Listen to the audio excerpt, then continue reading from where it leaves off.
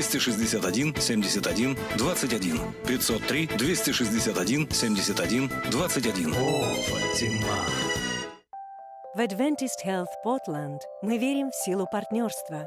Именно поэтому мы призваны заботиться о здоровье, вносить целостность и надежду в сообщество, которым мы служим.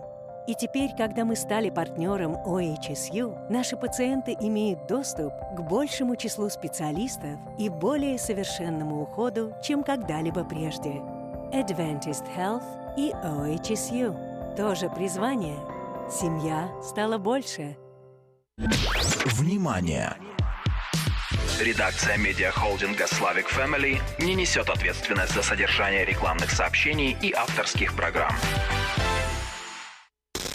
Новости региона, выборы, кандидаты, стремления. Новая программа Slavic Vote Live. Каждую неделю в прямом эфире. Slavic Vote Live дает голос славянской общине по всему северо-западу. Мы говорим и информируем о важном в Вашингтоне, Орегоне, Калифорнии. По четвергам в 17:00. Присоединяйтесь к прямому эфиру на 10:40 АМ. Ищите Slavic Vote в соцсетях. Мы намерены продолжать продвигать свое видение и оказывать любую необходимую поддержку сообществу, чтобы изменить ситуацию к лучшему. Slavic Vote Live. Добрый день, вы слушаете передачу Slavic Vote Live. Мы очень рады быть опять на этих волнах. Меня зовут Дима Сащенко. С нами Ярослав, как обычно. Ярослав, как у тебя дела? Очень хорошо. На улице солнце у нас в Орегоне. Да, хорошая погода, мы очень рады. Сегодня, как обычно, у нас передача по поводу, что происходит в Орегоне, что происходит в Вашингтоне, Ванкувере, Портленде. Точнее, насчет, какие у нас проходят выборы, какие у нас проходят, может, какие-то мероприятия интересные. И, как обычно, каждый год мы всегда напоминаем, что каждый год проходят выборы. Я знаю, что многие люди только знают о выборах президентских, которые будут в следующем году, но сегодня или на это время, в этом году тоже есть выборы очень важные, даже, я бы сказал, даже важнее, чем президентские выборы, это локальные выборы. И вот это будет очень интересно, мы об этом немножко поговорим. И, Ярослав, может, пару слов, какие вот сейчас выборы проходят, которые будут проходить в Орегоне? Большинство сейчас, сегодня, завтра. Я думаю, мы на прошлой передаче, конечно, затрагивали то, что происходит, потому что у нас здесь есть люди с Орегона, я с Вашингтона, конечно, в разные времена, то я думаю, сейчас вот эти school boards, школьные представители. Как вы сказали, мы чуть раньше до передачи говорили то, что сегодня последний день был именно для Орегона, то у нас тоже в Вашингтоне это будет вопрос подниматься. И как Дима сказал, что это очень важно, потому что вот эти маленькие местные выборы, которые многие люди просто откладывают, потому что они думают, что оно не важно, оно самое больше касается нас, потому что это школы, это таксы, именно то, что касается каждого человека, богатый ты или нищий, или где-то в среднем слоях общества. Да, я согласен. И это очень важная позиция, потому что это влияет на образование. И я думаю, если вы слушаете передачи, слушаете новости, что происходит в Орегоне, Вашингтоне, вы замечаете, какие проблемы у нас в школах. И большинство это влияет от этих позиций. И вот, чтобы изменить, надо балансироваться на эти позиции, надо активно или как минимум голосовать. И обычно часто или очень часто, когда мы смотрим на результаты выборов таких локальных, очень мало людей голосуют. Они просто или не знают, или даже не думают, что это важно, и просто 20%, может 30% максимум только голосуют. А когда вот президентские выборы, там, скажем, 70, 80, 90% голосуют.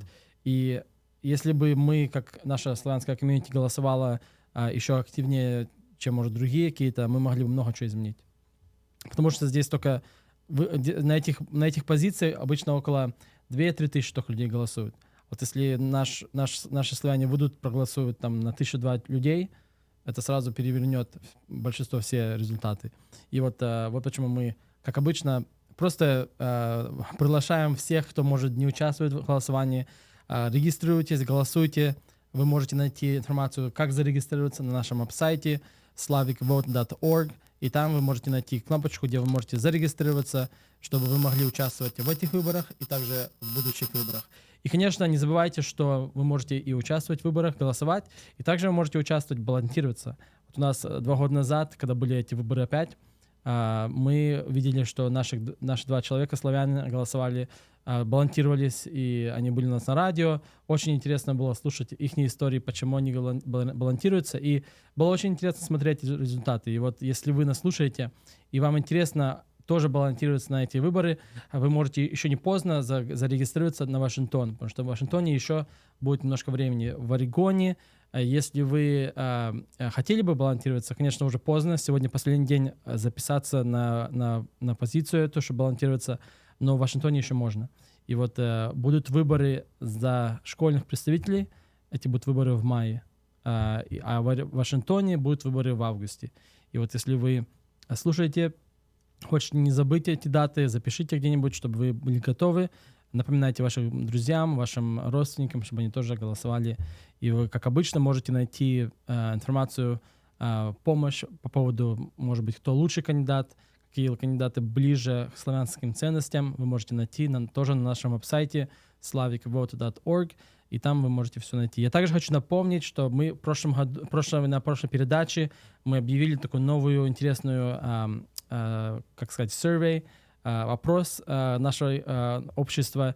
Если вы или вы знаете кого-то, кто недавно приехал сюда в Америку, как беженцы с Украины, даже, может, не только беженцы, просто иммигранты, которые приехали недавно с Украины, даже, может быть, и в других местах славяне, вы можете... Есть очень интересный опрос этого общества, какая вам нужна помощь. И вот если вы недавно приехали, очень важно, чтобы вы заполнили этот опрос и узнали больше, или больше даже дали знать, какие вам нужны ресурсы. И вот если вы хотите поучаствовать, опять это очень важно, потому что те ответы, которые вы дадите, скорее всего, эти будет помощь и, может быть, предлагаться. И вот если вы сегодня поучаствуете в этом опросе, может быть, даже вам будет помощь в то, что вы хотели. И опять, если вы хотите поучаствовать на этом вопросе, вы можете или зайти на наш Facebook, Instagram, напишите нам, мы вам пришлем ссылочку, или вы можете просто написать текст-месседж по телефону 971-244-2228, и тогда один из нас вам пришлет ссылку, где вы можете заполнить и также поделиться с теми, которые вы знаете. На прошлой неделе мы объявляли это. Я знаю, что люди написали и хотели заполнять и делиться с другими. И вот если вы слушаете, пожалуйста, напишите нам и заполните этот опрос. Опять телефончик, где вы можете написать нам напрямую, 971-244-2228. Спасибо большое, если вы только что подключились, вы слушаете передачу Slavic Vote Live, и у нас, как обычно, будет сегодня передача с гостями.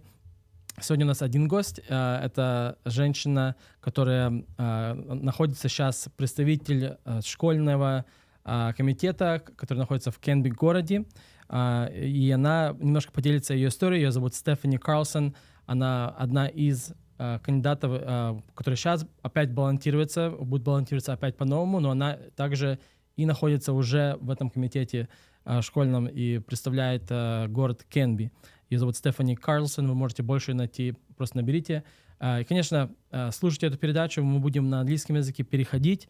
Я надеюсь, вы останетесь сегодня с нами и больше узнаете о ней, о ей очень интересной истории и что происходит в обществе нашем, что происходит в школах наших и почему очень важно активно быть и очень важно участвовать и хотя бы как минимум голосовать. Опять, если вы не зарегистрированы, вы можете найти всю информацию на нашем сайте slavicvote.org.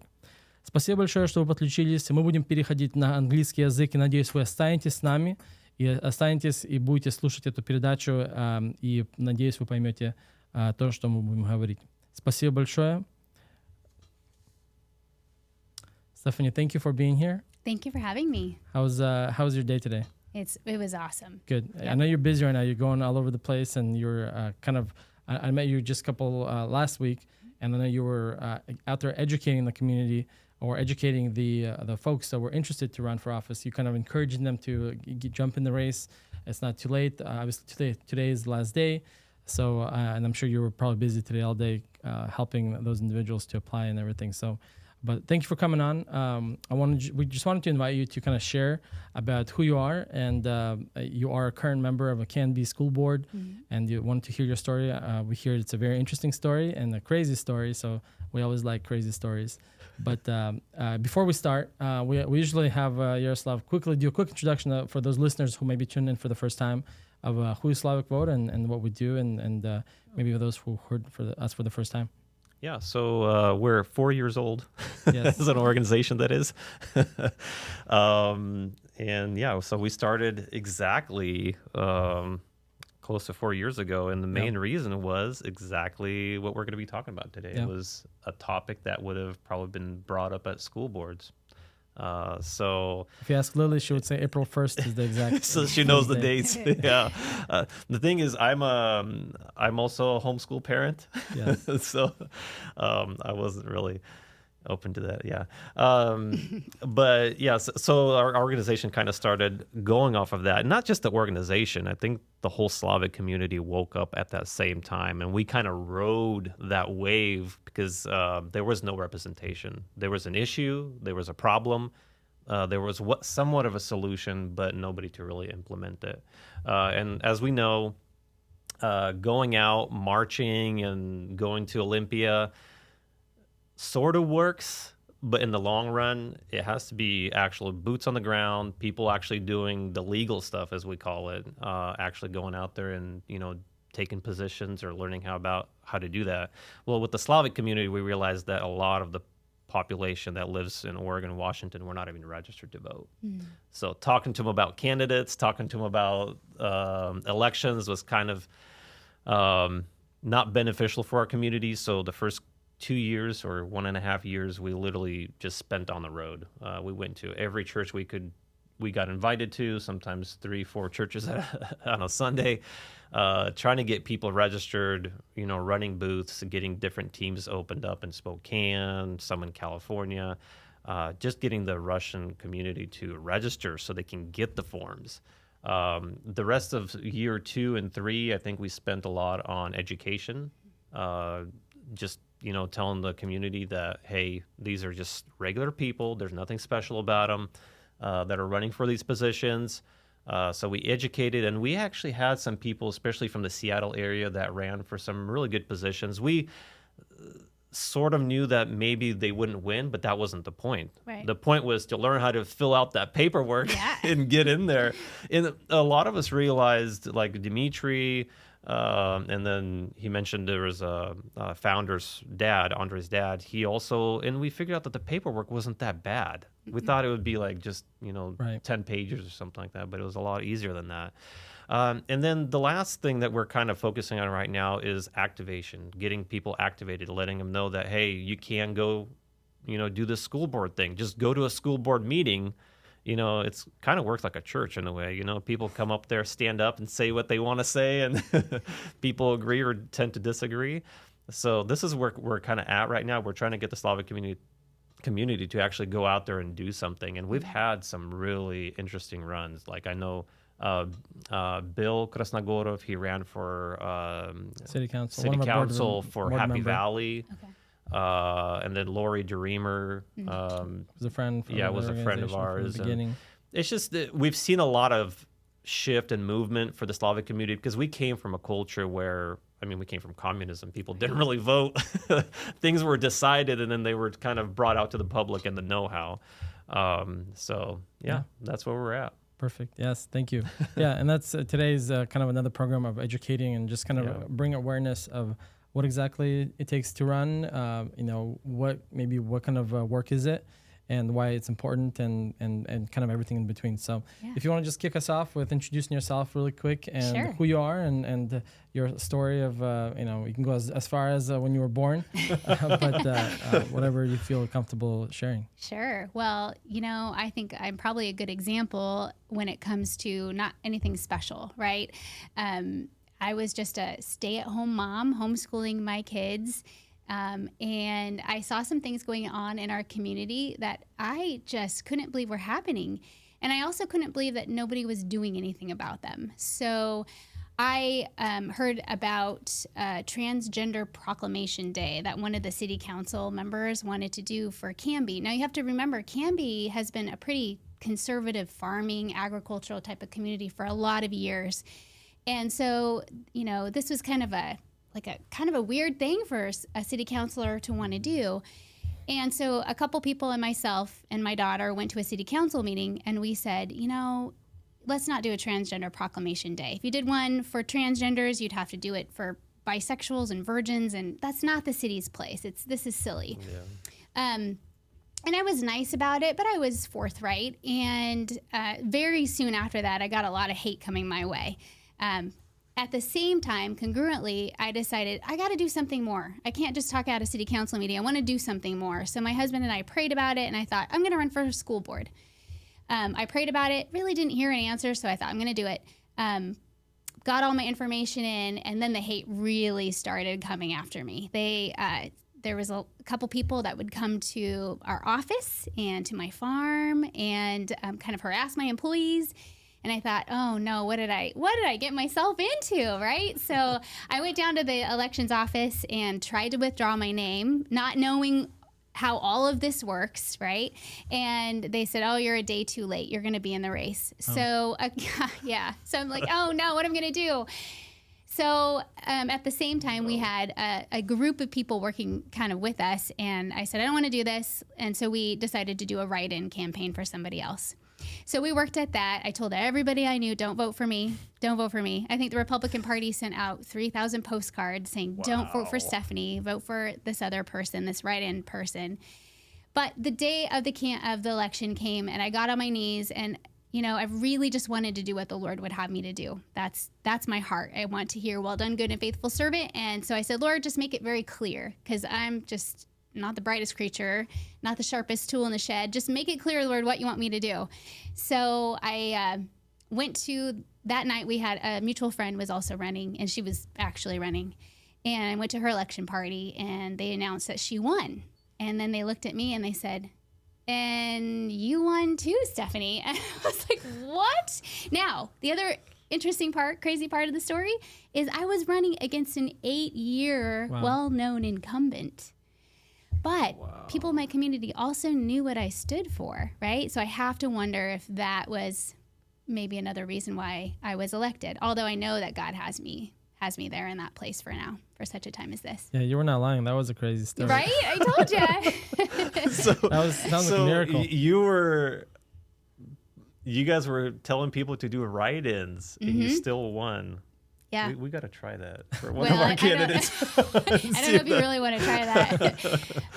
Yeah. That's definitely a Moses story right there. Totally a God story. All glory to him. That's awesome. And did you grow up? You mentioned you were homeschooling your kids, right? Did you grow up in the homeschool environment? No, I didn't. I went to 91 School, which is a little school right outside of Canby, in the Canby School District, till 5th grade.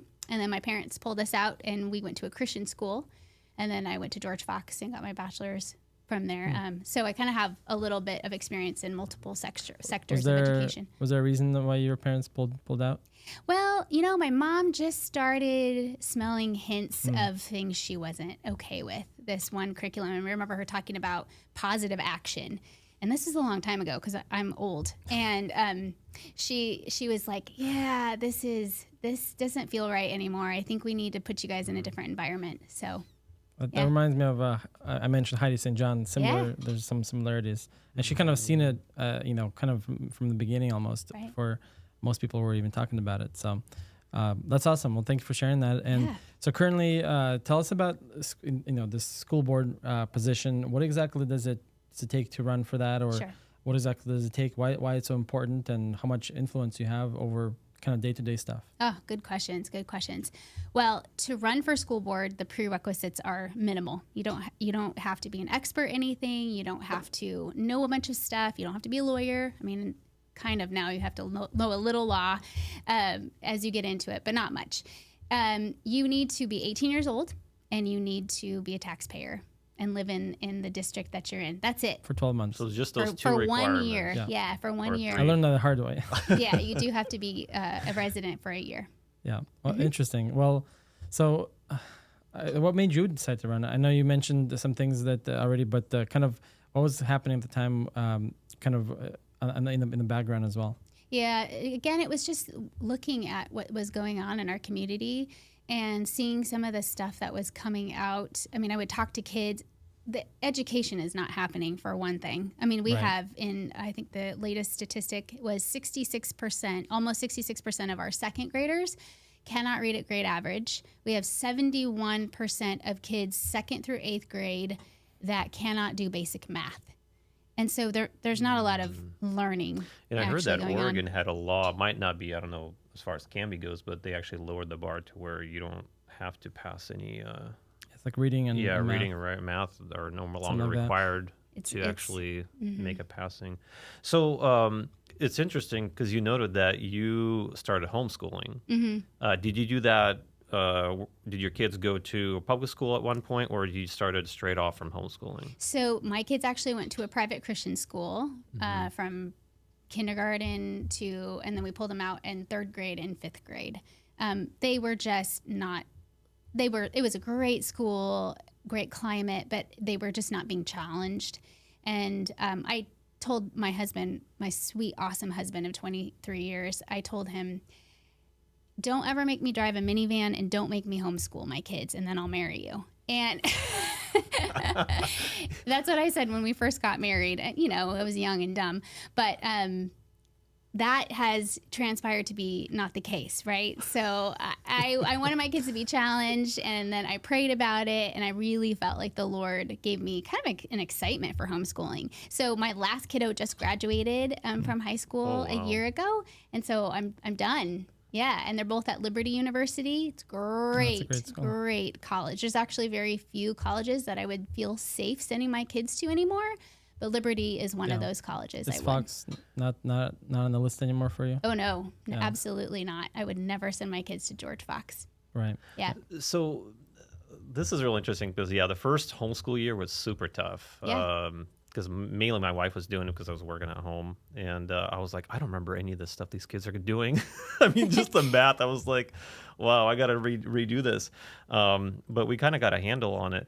But as far as your story, you're a homeschool mom and you're running for a school board.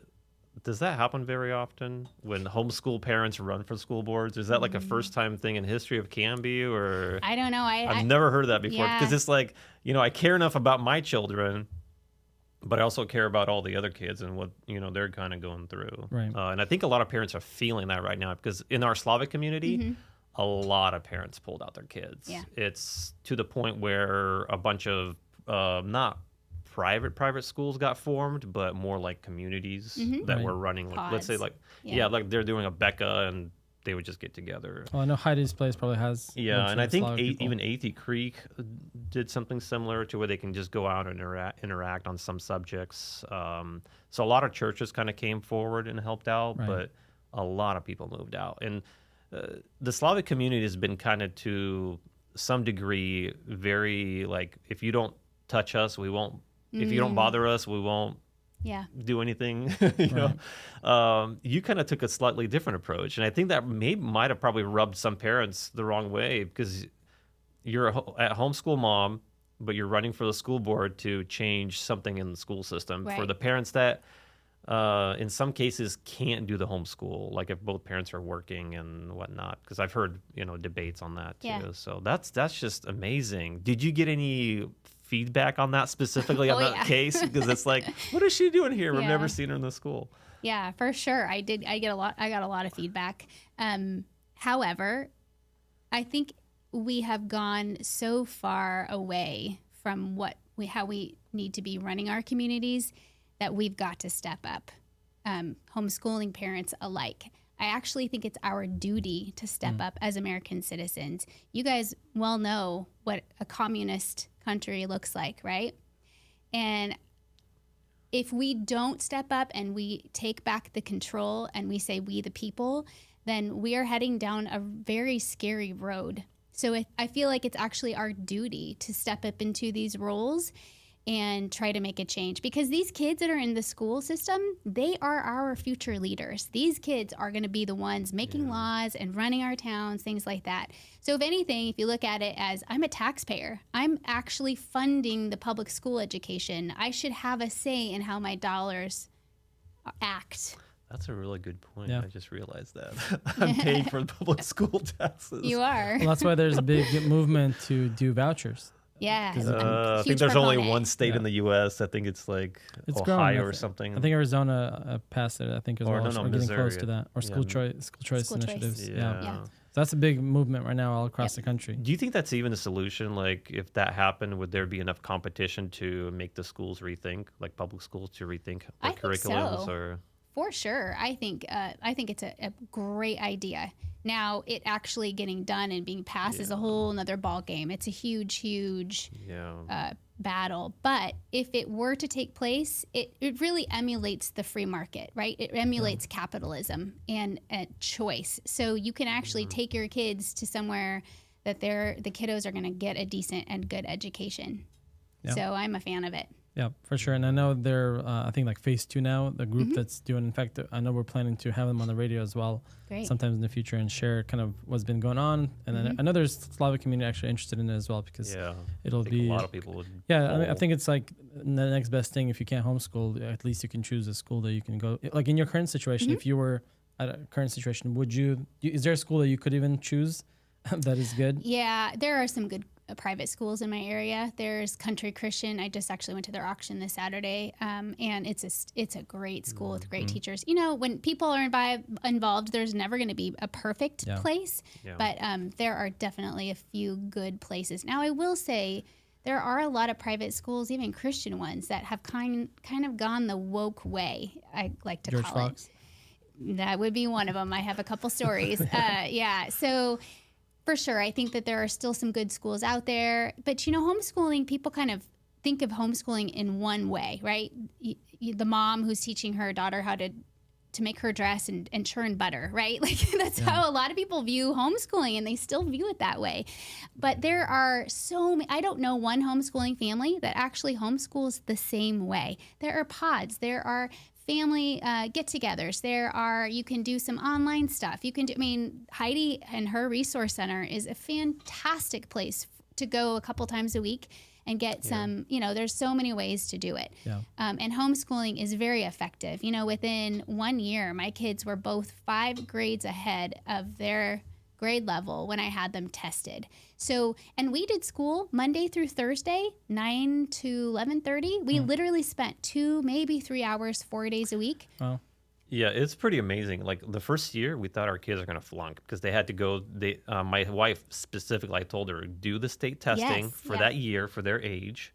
And if they don't pass, we'll put them either in like a private school setting, or I even talked to Lily about that because I was kind of worried. And then, or, go back to public school. But they actually tested way above the average. Interesting. And I was like, wow. I mean, if parents can do it, they can do it. Yeah, and it really doesn't take much time. So even people that, if you're a single parent or something like that, I still know families that had, a mom who she was a single mom and worked 50 hours a week and still managed to homeschool her kids. Wow. So it can be done. So go ahead. Well, no. I was just going to say, kind of rewind back a little bit. What is a day-to-day? Kind of how many hours does it take to be a school board member? Yeah. A week or a month, or like what's the requirements? What's the time commitments? Time commitments. That's always important. Well, the good thing about the time commitment question is it really varies. So you can go to the meetings. Usually there's, at least in Canby, there's 2 meetings a month. And they start, around 6:30, and sometimes we end at 8:30 or 9:30. So it's a few hours, and you can read the agenda ahead of time and know how you're going to vote, and that's it. So really, it's maybe 5 or 6 hours a month. You could even probably get by with a little less, or you can be a lot more involved.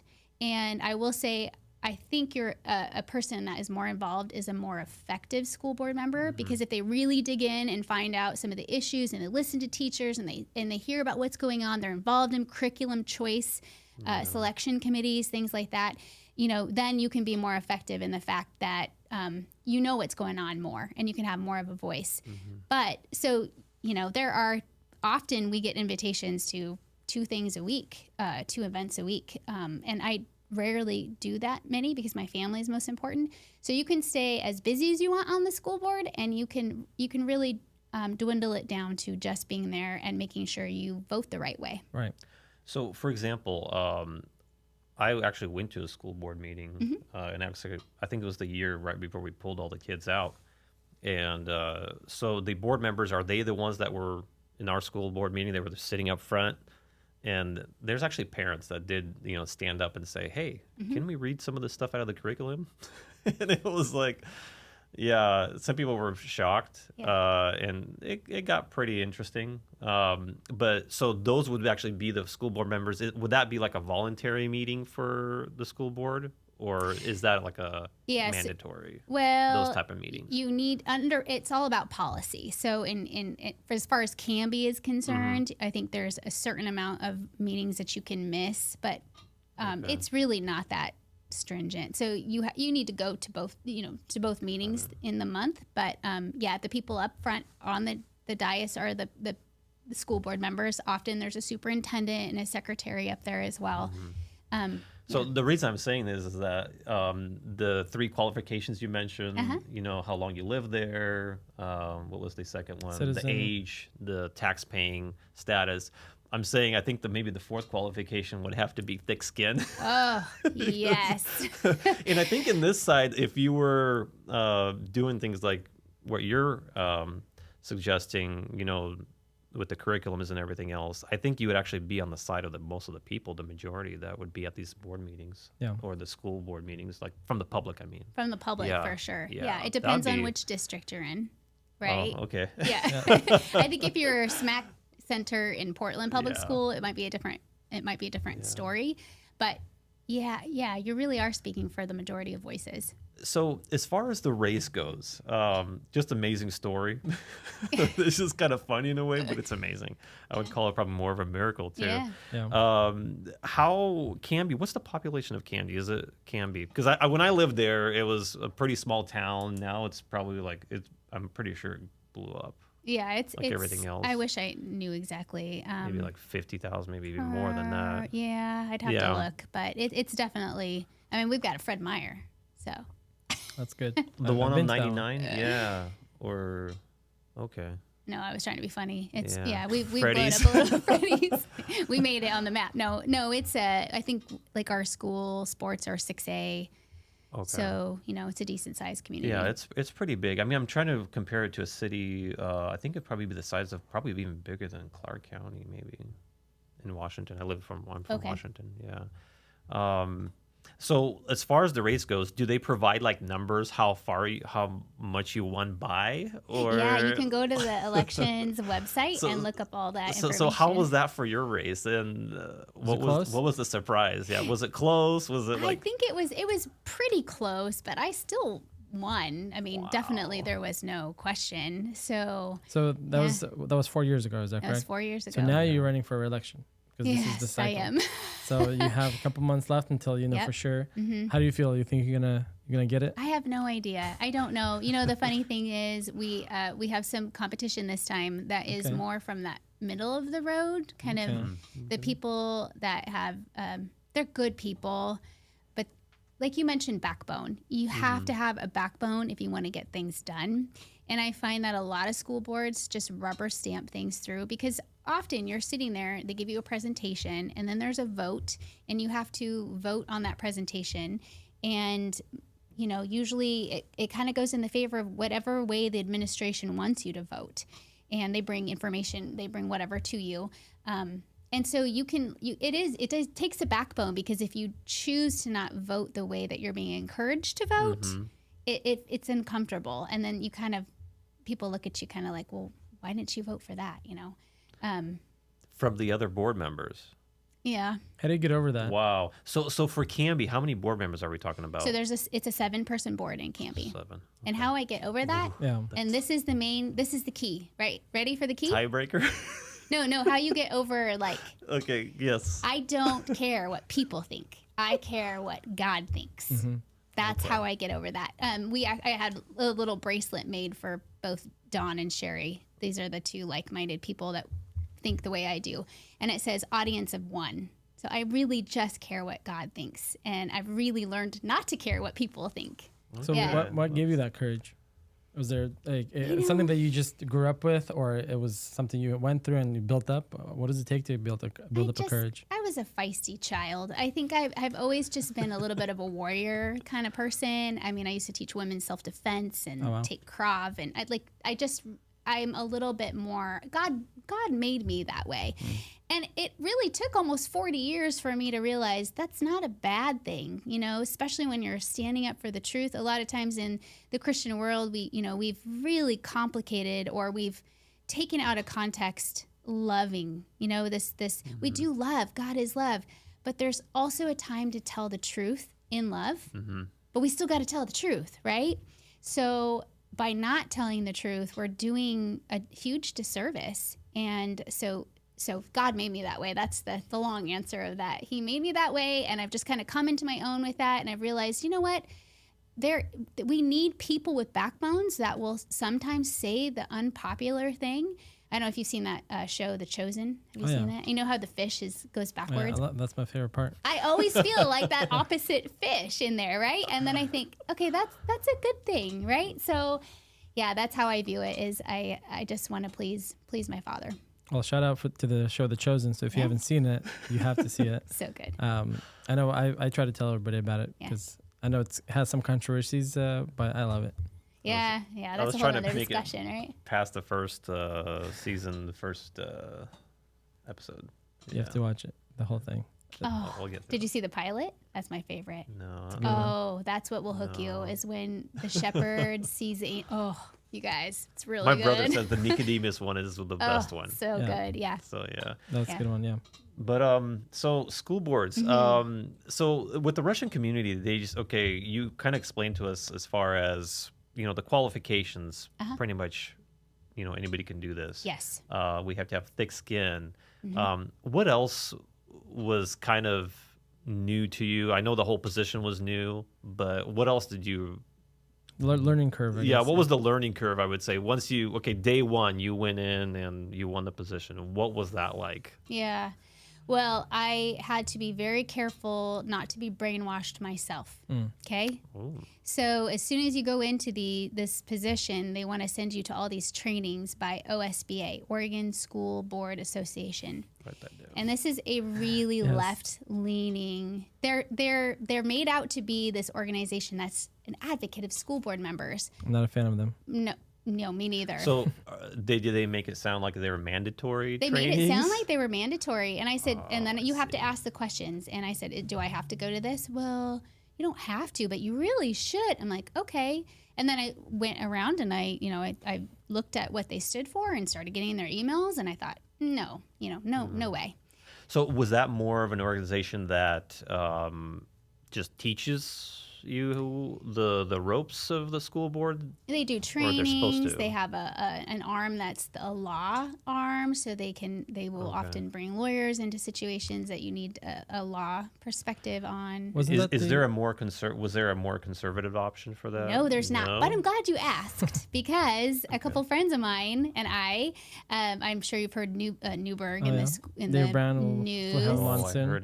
Dave is a good friend of mine, and he and I and a couple other people started looking into an alternative. And so we created one. It's not in its finished stages because it's a very complicated process. We still need to figure out some pieces to it. But we're hoping within a couple years we'll have an alternative version of OSBA. Are we talking about just for Oregon, or are you thinking larger? Well, Oregon first. Yes. But, we'd love to pass on the ideas. That's awesome. I've heard of Newberg, and then I've actually heard of what happened in Canby, and now we're meeting you. But this was 4 years ago. I remember somebody mentioned there's like something going on in Canby, and it was all over. Well, we'll have Dave Brown. I'm trying to nail him schedule because he's so busy is on this Thursdays. something that you're noticing just like on the outskirts of the major cities like Portland? This is happening, this kind of battle, or did everybody in the inner cities already give up on the school boards, or what? Yeah, I don't know What's about the the inner atmosphere cities, but definitely it's a battle. And when you look at it for what it is, I also want to state it's a spiritual battle because we are not fighting against flesh and blood. We're fighting against principalities of darkness, which it's some of the ideologies that they're trying to teach and all of these things. So as far as where it's going on, I kind of think it's everywhere. It's not just in Oregon and close to Portland. I've even heard it in Idaho and other places too. It's definitely a fight right now. Yeah, it will continue to be so. For sure. And the Oregon School Board Association. I mean, tell us. Did you even try to see what kind of resources they offer, or you just kind of completely ignored your?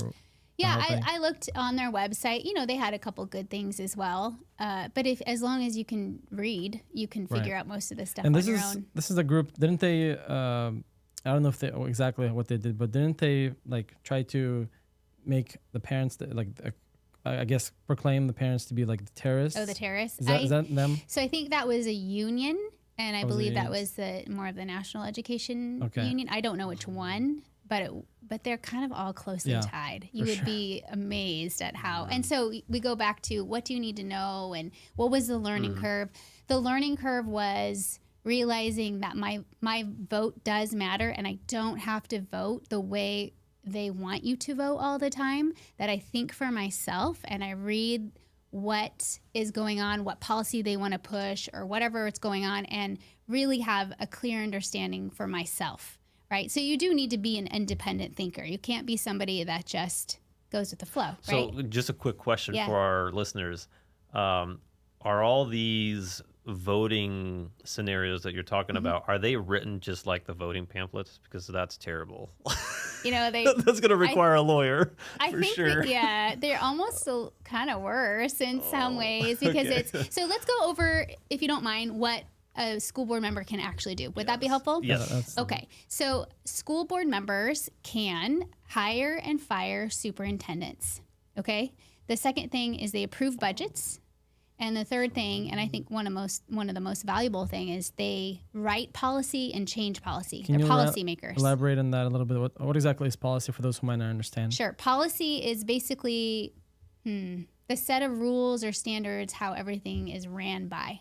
Everything itself. It's like the foundation of the rules of the school system itself. So that encompasses like the curriculums, or that's a different. So there's a lot that is said in policy regarding curricula. Yeah. Okay, got it. Yeah. So they set guidelines for everything. Yeah, it's a set of guidelines, and it always goes back to that. So the school boards of yesteryear used to be able to do a lot more things. They had a lot more power, and with legislation and the wrong people in power, that local level of power has diminished hugely. So it really has dwindled into these three things. Even the hiring and firing of superintendents was changed a little bit in legislation because of basically the situation in Newburgh. Yeah, so that's still a good amount of power. It's still a good amount of power. It's better we have good people in that position and have that than not at all. Right. So what happened in Newburgh versus like the Canby situation? So we've had a lot of different situations in Canby, so you might have to tell me which one you're referring to. But in Newburgh, they wanted to take down all the flags except for the American flag. So under Oregon law, and I can't remember which one, we do have a law in Oregon that states that we have to have a United States flag in the classroom and that kiddos say the Pledge of Allegiance once a week. The teachers used to be once a day. Yeah. Yeah, I have to look it up. It might be once a day really still, old. but I know it's at least once a week. When I was going to school, it was every day. Yeah. Got to look that one up. That's why it's so important to know law. So they wanted to take down, so the teachers were starting to bring all these flags. I mean, you could hardly even, it was just a colorful. The teachers were bringing in their political views and their political ideologies in the classroom. I see. And so what the school board said is we want to remove all of those learning distractions out of the environment and just create just a neutral environment with just the American flag. And that didn't go so well. There was a lot of controversy over that, just trying to remove politics out of the classroom. And the last thing I heard, they got sued and they lost that case. Is that correct? Yeah, I believe they lost. So yeah, but they made a huge step forward, and they showed the rest of Oregon, and I believe the rest of the country, what we need to be doing. And that really is using the law for our advantage. Right. So besides policymaking. the whole, sexualization of minors and everything else, now politics are starting to shift in to the classrooms. Yeah, for a long time. Where's the learning going to happen? There isn't any learning. Yeah, it's just really amazing because we have some of even our operator, Anton, he still is going to, I think, middle school. High school. And I think it's high school. high school or... Either way, I guess, yeah. We can bring him over here. But yeah, so, and I'm just asking, because we used to be able to write ourselves out of like health class for those specific scenarios. And now from what they're telling us, it's like you can't get out of it. It's like they'll show it to you no matter, which class you're in. Well, it's in your face. It's even in the libraries. And I won't open this book, but I did bring one to kind of, I don't know if you've heard of this book. Gender Queer. This was, we found this in the library December of 2021. So this is how long we've been fighting this particular battle. Oh, okay. And I really feel like people need to see it to actually get the shock value of how bad it is. So I won't show it here. But if you're on social media, it's been circulating. On has it? Media. The actual pictures in it? Okay. And it is so, so bad and so offensive. So we found this book. One of our, I won't say who, but a very close friend of mine, her daughter found it in the school library and brought it home. And she's like, do you think this is appropriate? And I looked at it, I'm like, oh my goodness, I cannot believe that this is in our library. So right now, talking about having a backbone, now that I'm running again, just a few days ago, somebody put out a new website called Barbie Book Ban or Book Ban Barbie or something like that because they said, I want to ban books. Well, it's not that we want to ban books. We're going to want to remove the sexually explicit and obscene material from our libraries. Yeah. Well, and I know that Newburgh has done a lot of good work, and you guys are continuing, and I hope more districts and more school boards kind of start, because it seems like when we watch these school board hearings by parents, a lot of times these school boards they just don't care what parents say. Right. And it was really refreshing to see Newburgh kind of step up, and then and Canby as well, and I hope there's more. And I think it's because parents are stepping up and running. Absolutely. And then some teachers like in Newburgh. So we can actually create policy. So that's one thing I want to do is if we get the majority this time around is we will be able to say, we're going to create a policy, no more sexually explicit material in the library. And then we will tell our administration, you need to enforce this. And if they don't enforce it, then we'll, So just kind of the details. What you're talking about creating policies. What is that process like? Is it something just an idea that comes up and then everybody votes on it? What's the time frame for policies? Since the term sounds like it's a 4-year, right? Yeah, actually, you can create policy. You sit down and you create the policy. So another thing about OSBA is they give you all your fall policies and spring policy updates that are reflected from the legislature and what they passed.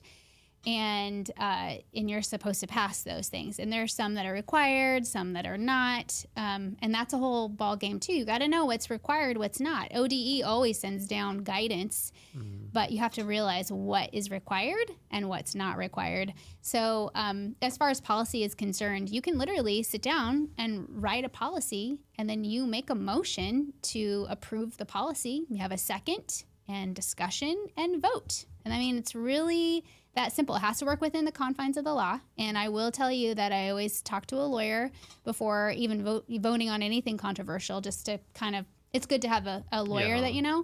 Pacific Justice Institute, I don't know if you guys have heard of them. They're awesome. I've called them so many times. It's a free resource for people like me who don't want to dish out thousands of dollars for every question, I get their emails. Yeah. Oh, it's such a great, I can't even tell you how wonderful they are. The head of I don't remember his name.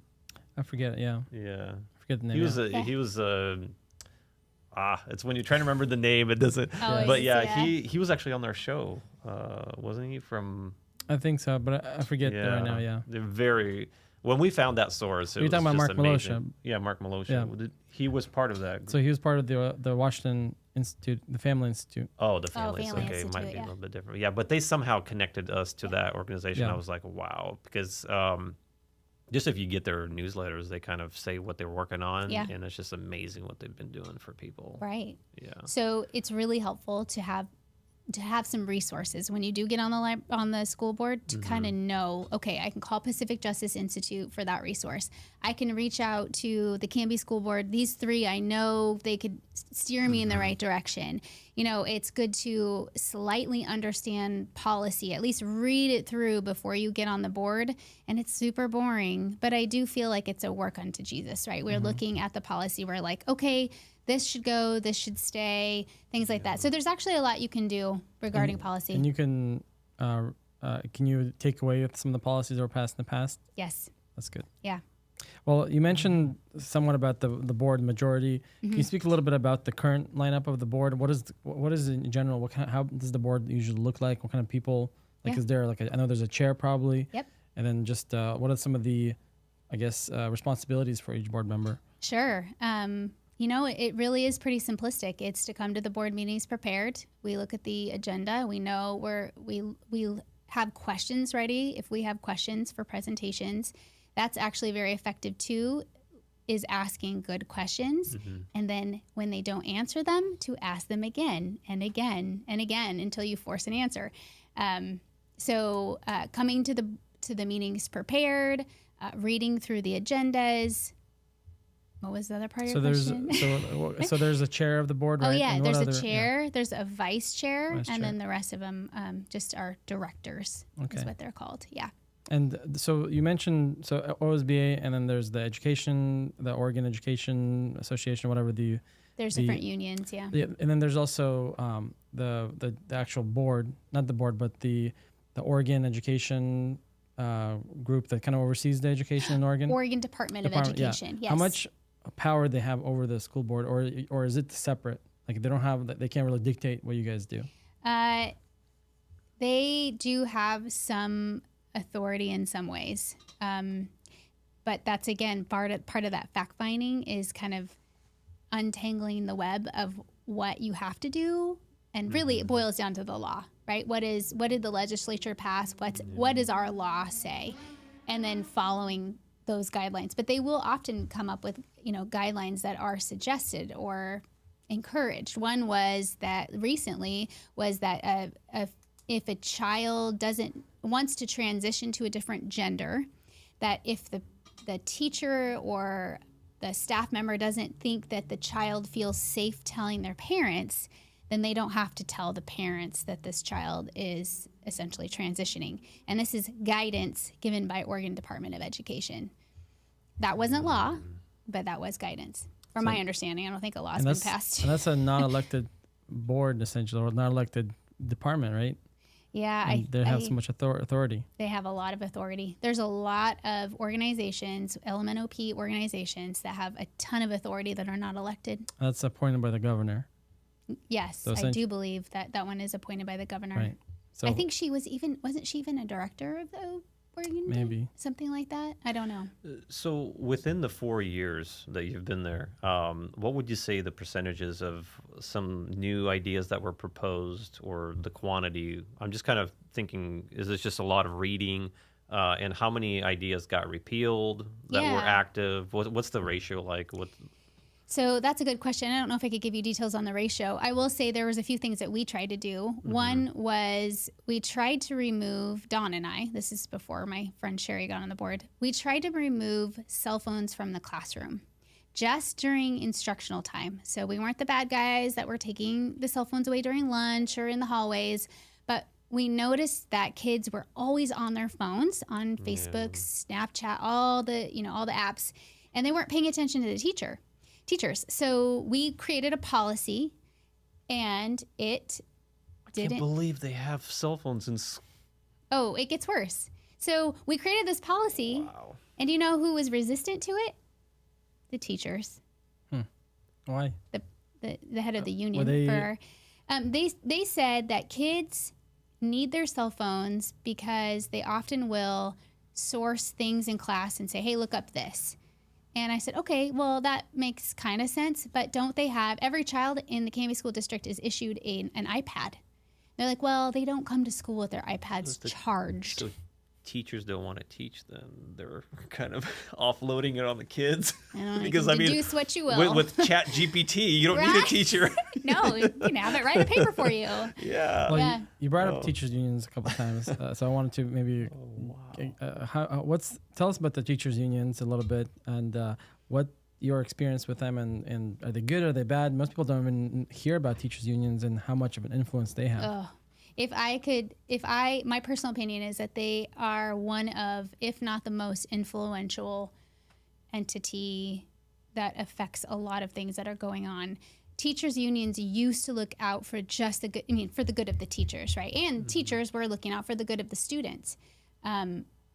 There is so much money that goes into the teachers unions, and even when, like right now, they're determining who they're going to endorse for candidacy for school board races. And I think, don't quote me, but I think that they can give funds to candidates as well. You can imagine Like they won't give me one. Yeah. Oh, wow. For sure. And I will never get their endorsement. I will say we have so many good teachers, okay? So when I talk about teachers and teachers unions, I really, really want to reiterate, we have a lot of wonderful teachers, a lot of them. But there are also a lot of teachers that are going to these colleges that are being brainwashed, and they're being brainwashed into teaching certain ideologies. And that's sad. So the unions have a lot of influence. Right. Have you experienced them firsthand? Did they ever threaten you? I know, like, for example, in Newburgh, we talked about Newburgh. Were very involved in the recalls. We haven't even talked about that yet. But, like, how much were they involved in maybe going against you, or just the policies that you were trying to pass? Were they outspoken about those things?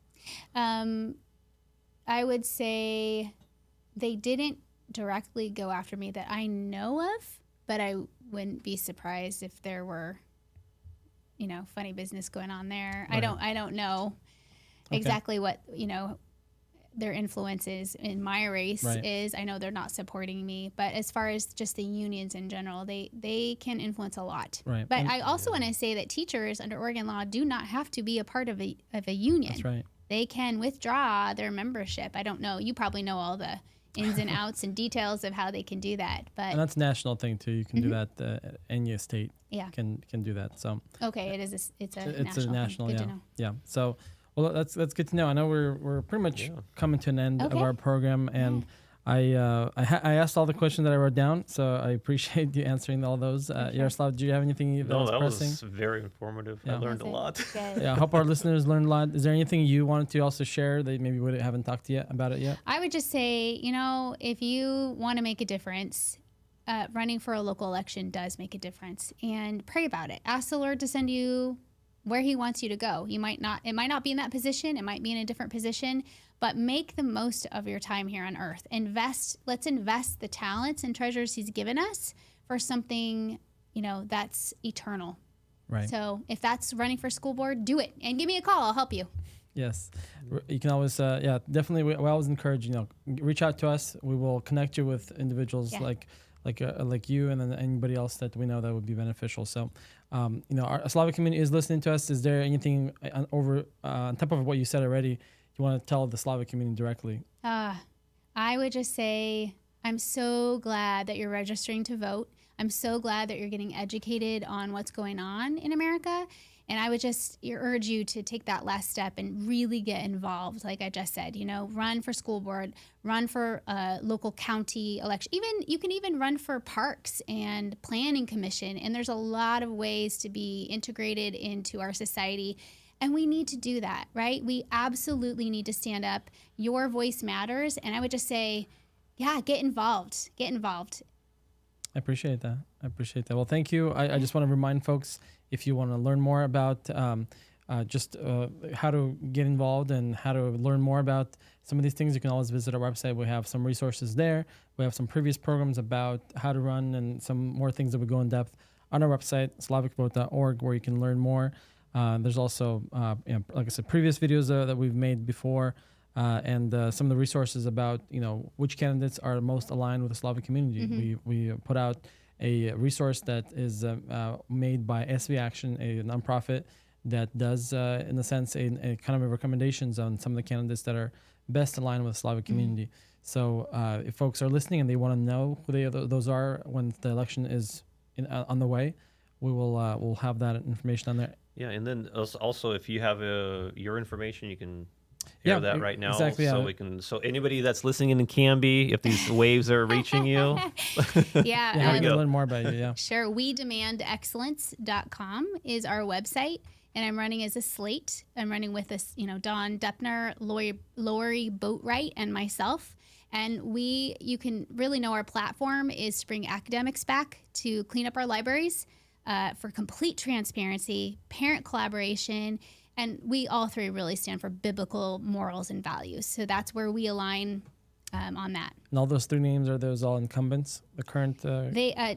Dawn is going after her seat again, as is I am. And then the other one is she's new to this, but she has a backbone of steel. She'll be awesome. Lori Boatwright, Dawn Deppner, and me, Stephanie Carlson. I know I've heard of one of the names. Yeah. So that's good. So and this time you're running that you're actually trying and you actually want to do it. No write-ins. No write-ins. No. And you know what? If it doesn't work out, I go back to ranching, right? So it'll be okay. God's got it. He's got it in His control. He's sovereign. Sure. Yep. For sure. Yeah. I mean, I think the environment we live in is a lot crazier than 4 years ago. It's way crazier. Yeah. It just keeps getting crazier. Right. But we know the end of the book, right? Right. Yeah. For sure. Well, thank you once again for all of our listeners. I just want to remind also, if you tuned in a little bit later, I mentioned briefly about a survey that is circulating right now that is made by the Clark County here in Vancouver, Washington. If you live there, if you are either an immigrant, if you're a new immigrant, if you're a refugee from the Ukraine and are looking for resources, they're seeking your guys' information on what kind of resources you're looking for, what kind of help you're looking for. So if you are a immigrant or you know an immigrant, a refugee from Ukraine, please let us know and we will tell you where to find this information. We will. You can either go on our website or you can go on our Instagram page. You can go on our Facebook and message us. We will send you that link. You can also text or call the following number, and we'll also give you that information. So if you are interested, go ahead and call or text 971-244-2228, and we will send you that link to where you can fill out the actual survey. And last week we actually started announcing about this, and we actually had people reach out and interested, and they were going to share with their friends and their family, and they had some kind of group that can share with more people. So this is going to be very important. Again, if you have family that's refugees from Ukraine, we want to make sure they have the resources that they need. And there's funds. You just need to speak out and request those as well. So again, 971-244-2228. If there's nothing else, you guys, is there any last things you guys wanted to say? You guys are awesome. I appreciate it. Well, thank you for coming. Thanks for having me. Greetings to the rest of the board, and we would love to sometimes hear from them as well. And good luck on the race. Thank you. Yaroslav? I'm good. All right. Well, thank you very much. Thank you for tuning in to Slavic Vote Live. We'll find you next time. Thank you. Внимание! Редакция медиахолдинга Slavic Family не несет ответственность за содержание рекламных сообщений и авторских программ. Новости региона, выборы, кандидаты, стремления. Новая программа Slavic Vote Live. Каждую неделю в прямом эфире. Slavic Vote Live дает голос славянской общине по всему северо-западу. Мы говорим и информируем о важном в Вашингтоне, Орегоне, Калифорнии. По четвергам в 17:00. Присоединяйтесь к прямому эфиру на 10:40 АМ. Ищите Slavic Vote в соцсетях. Мы намерены продолжать продвигать свое видение и оказывать любую необходимую поддержку сообществу, чтобы изменить